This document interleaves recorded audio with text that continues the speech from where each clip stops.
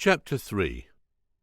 George had lived alone on the furthermost edge of Dragonville for nearly as long as he could remember. It wasn't as though George had never tried to get on with the rest of his species, although it was fair to say he hadn't tried very hard. During his early years he had, of course, attended school, Dragonville High Comprehensive. George's school days ought to have been a happy time. However, his inability to not really irritate everybody due to an out-of-principle sensitivity towards literally all mainstays of dragon society, even the less objectionable ones, had quickly meant that he became a target for victimization.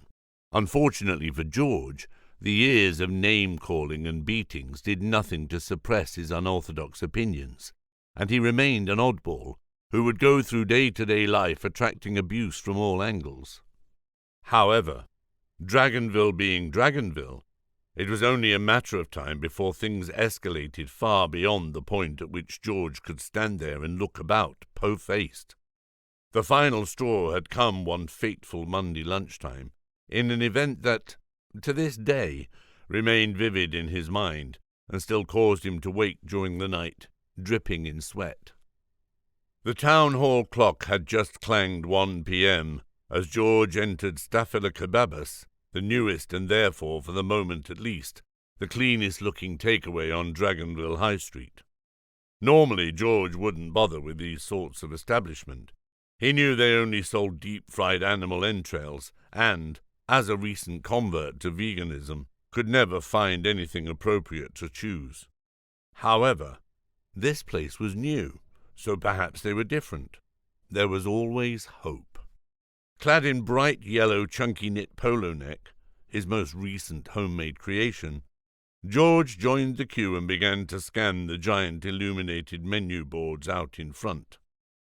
Dog eyes in chili sauce, cat intestines with garlic mayo, barbecued badger ribs. Hot. He continued down half the options before giving up. Yuck.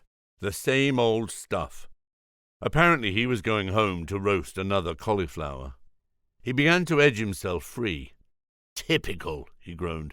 "Absolute ruddy typic—" Suddenly, something caught his eye. Squashed into the bottom right-hand corner of the menu were the words, "Deep-fried, spicy fowl." It must be falafel, thought George, instantly brightening up. The single obligatory option for the non-meat eater. They didn't forget me. George slipped back into the line and now stood patiently with his polo neck pulled right up over his nose, in the hope that the ethically sourced wool might counter the stench of the unethically sauce-covered flesh that seemed to be everywhere. Did they use separate oil to fry the non-meat products, he wondered? Did they use different utensils to pick up different things?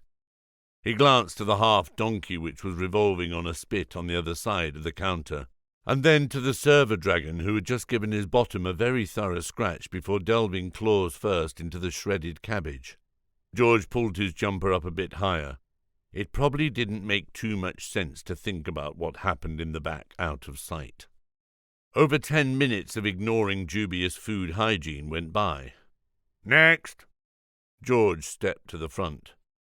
The server dragon repositioned his paper hat and leaned forwards, leaving greasy claw prints on the surface. "What do you want?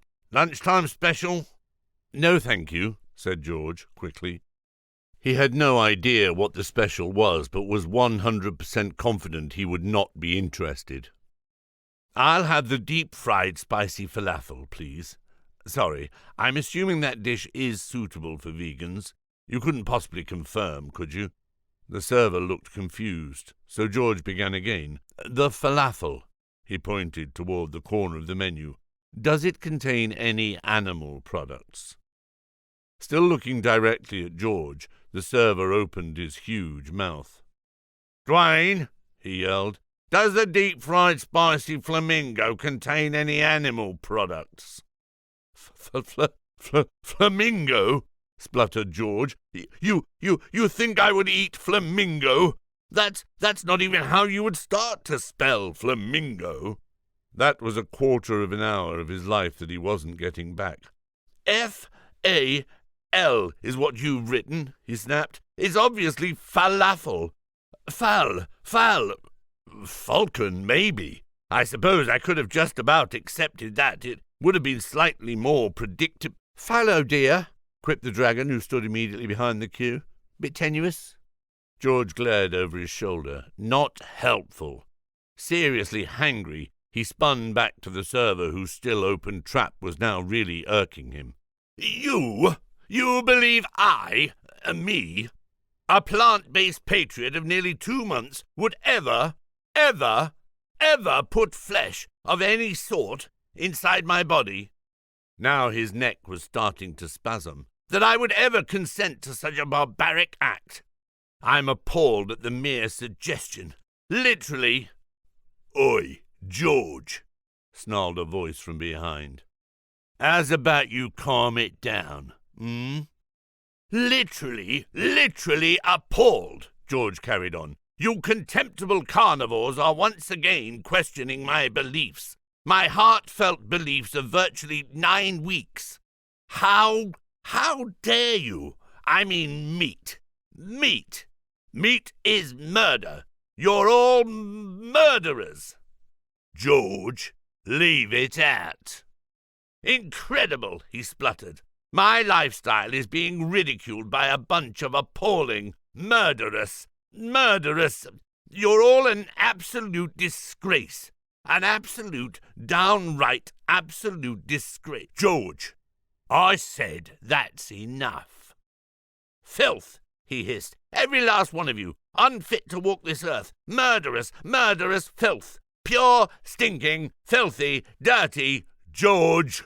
Filthy, dirty, filthy, dirty, filthy, dirty, filthy. George, I mean it. Dirty, filthy, dirty, filthy, dirty, filthy, dirty. Whoosh! A ball of fire sent the server diving for cover before spreading out around the walls and ceilings. Yo! Snapped back into reality by the sensation of being encased in fizzling lemon knitwear, George rolled frantically onto the floor, trying to extinguish himself.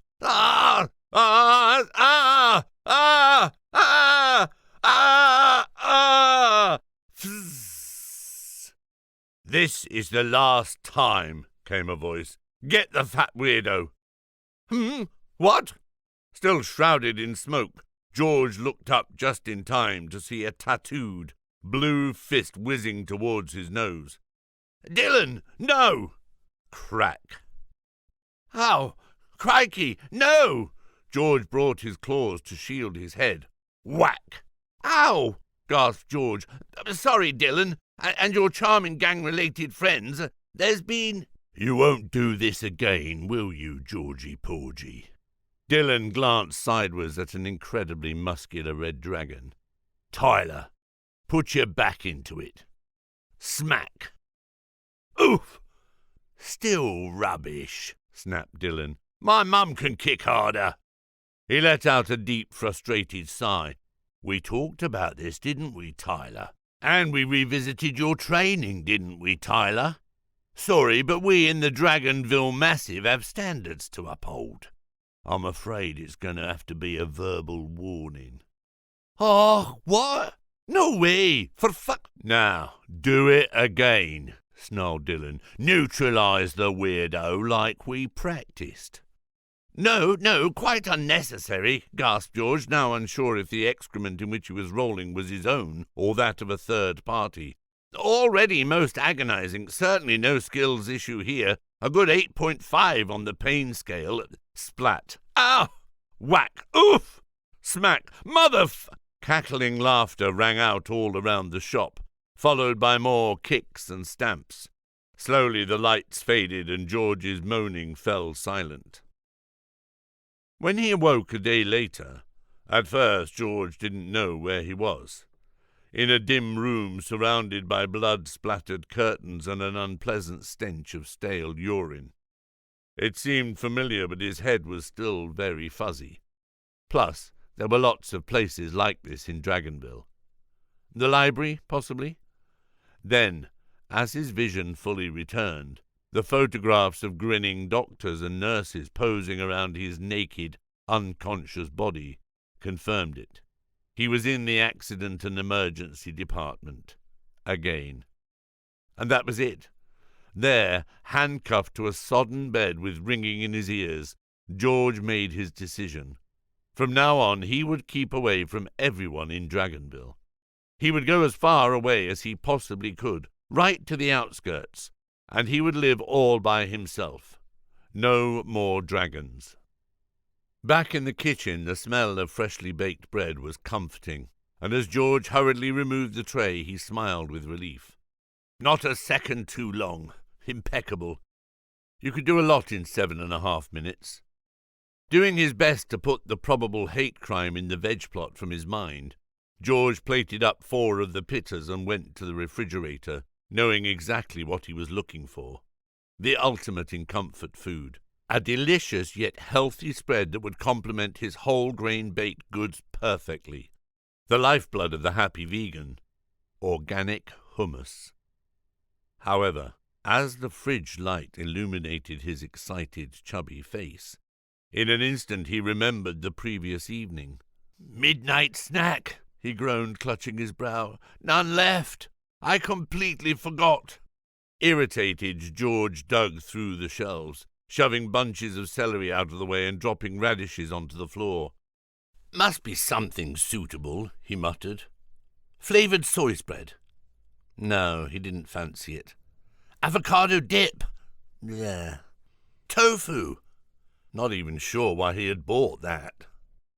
With a bang, George closed the door and then looked back to his heaped plate. Now the bread didn't seem so golden and delicious, more dry and bland and desperately, desperately tasteless. A nervous tingling had now begun in George's palms. It was hummus, and only hummus that he wanted. But this wasn't a foodstuff you could get in Dragonville, or at least not the ultra-virtuous version of it that George had in mind. This involved a far more masochistic and therefore worthy trip. He took a breath, drawing in a deep lungful of the intoxicating kitchen smell, then held it until his eyes glazed over. Fuck! A perilous challenge now beckoned. A wholly unnecessary one brought about through a sheer determination to be awkward. An endeavour to make his life needlessly difficult. An escapable experience. An avoidable adventure. It was him all over. Classic George. The siren song of the hallowed chickpea dip was calling to him. And that meant only one thing. It was time to travel to Peopletown. And more precisely, its ethical grocer. It was time to visit the glorious Farmer Fred's feel-good local family fair trade organic whole food store.